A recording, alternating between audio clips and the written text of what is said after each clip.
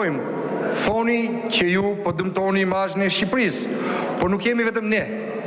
Unë do t'ju tregoj disa pika shqiptarëve sot të projekt të rezolutës që kaloi në Komisionin e Jashtëm të Parlamentit Evropian me unanimitet, pra e majta dhe e djatha, dhe që pritet të kaloj brenda korrikut në Parlament. Ne kemi thënë që mediat u përdorën si tamtame të kundër opozitës në fushat dhe mbajtën anën e pushtetit. E thot edhe projekt rezoluta e Komisionit Jashtëm të Parlamentit Evropian. Ajo thot tekstualisht: i bëjmë thirrje Shqipërisë të përshpejtojë reformat si një parafrim në fushën e lirisë shprehjes, lirisë informacionit, pluralizmit dhe pavarësisë media. Pra edhe pluralizmit, ajo sjellja juaj zonjë është alarm, është antipluraliste. Tani, çfarë thot tjetër? Rezoluta: i bëjmë thirrje për një dialog të mirëfillt për të promovuar stabilitetin dhe përparimin.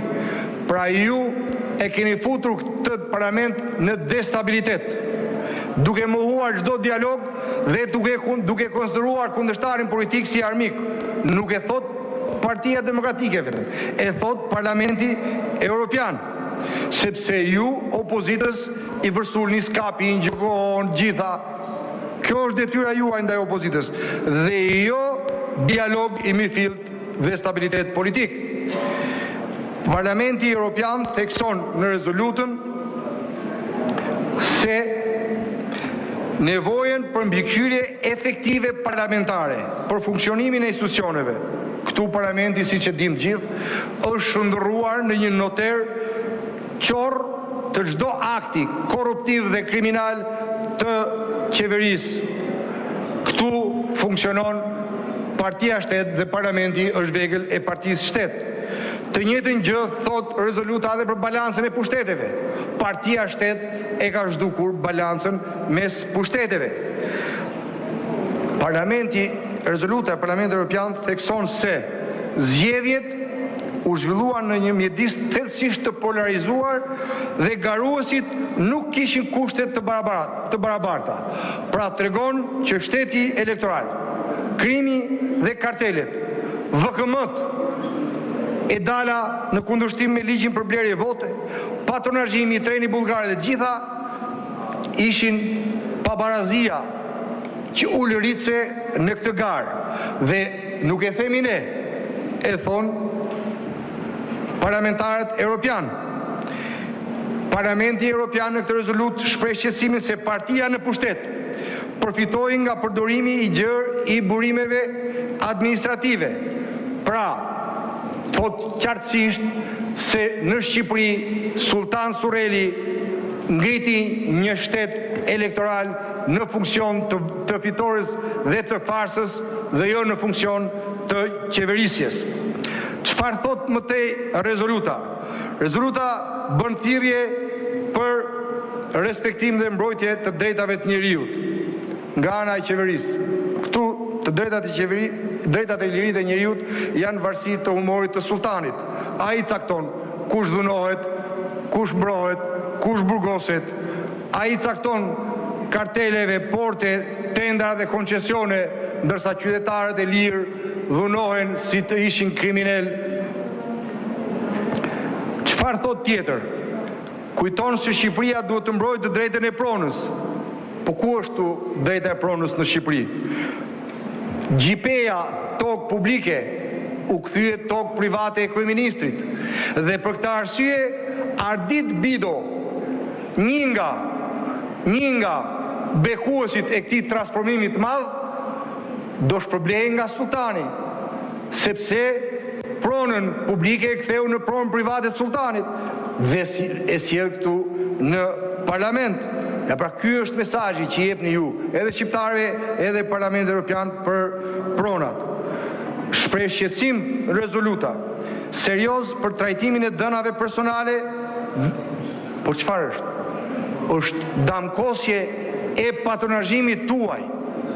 sepse ju dhënat personale të çdo shqiptari i përdorni nga patronazhistët për votën, për efekte elektorale. Por çfarë thot tjetër? Presionet të vazhdueshme, shqetësim për presionet ndërhyrje dhe presionet vazhdueshme politike ndaj sistemit gjyqësor. Pra tregon që Rama vetë vendos për Spakun, për Gjykokon, për çdo gjykatë dhe prokurori. Sepse besnikëria ndaj partisë dhe regjimit është mbi të gjitha. Dhe me këtë Parlamenti Evropian fshikullon drejtësinë si një drejtësi politike. Çfarë thot tjetër? Shqipëria thot renditet në vendin e 80 të indeksit perceptimit korrupsionit nga Transparency International. Tregon përparim që ka nevojë Shqipëria për përparim të ndjeshëm luftën kundër korrupsionit në nivele të larta. Çfarë është? Pra tregon që në Shqipëri Edi Rama tregon kush do të shkojë në burg. Ky vjedhin të gjithë, por ai selekton dhe vendos fatin e çdo njërit për jush. Pra skapi përsëri dhe Gjugoja janë vegla të Edi Ramës dhe i kanë në kontroll. Nënvizon reduktimin e stokut të dosjeve. 15 vjet që të shqyrtohet një dosje në gjykatat normale. A e kuptoni ju ku e keni quar? S'ka qenë kur drejtësia në këtë drejgje që keni quar ju. Dhe nuk e themi ne këtë, e thot Parlamenti Evropian. Inkurajon autoritetet shqiptare të reduktojnë rrezikun e varfërisë dhe përjashtimit social. Sepse 47% e shqiptarëve jetojnë në minimum jetik në vendin tonë. 37% e fëmijëve shqiptar janë të keq ushqyer. Kur i themi ne, ju thoni po nxini imazhin e Shqipërisë. Por po i thot Parlamenti Evropian. Pra ju që i bëni nxini imazhin e Shqipërisë dhe jo që ne që bëjmë transparencën dhe kërkojmë ndërhyrje. Edhe një minutë.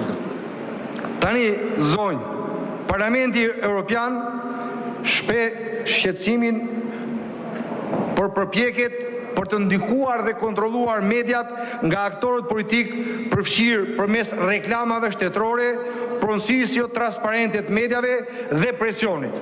Çfarë? Kemi ne reklama si opozit shtetërore? Kemi asgjë s'kemi ne. Por ju është kjo kampanjë. Pra ju i keni kthyer të gjithë televizionet në Vari Carlo numër 1, Vari Carlo numër 2, Vari Carlo numër 3, Vari Carlo numër 4. Këto janë televizionet. Mbylleni, ju lutem se ka kaluar koha. Ulun vend. Ka mbaruar koha.